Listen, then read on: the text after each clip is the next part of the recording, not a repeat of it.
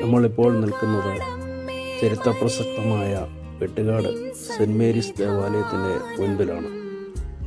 വളരെ മനോഹരമായ കടൽ തീരത്ത് സ്ഥിതി ചെയ്യുന്ന ഈ പള്ളി ഏകദേശം 500 വർഷങ്ങൾക്ക് മുമ്പ് പോർച്ചുഗീസ് മിഷണറിമാരാൽ നിർമ്മിക്കപ്പെട്ടതാണ്. ധാരാളം വിശ്വാസികളാണ് ഈ പള്ളി നിത്യേന സന്ദർശിച്ചുകൊണ്ടിരിക്കുന്നത്.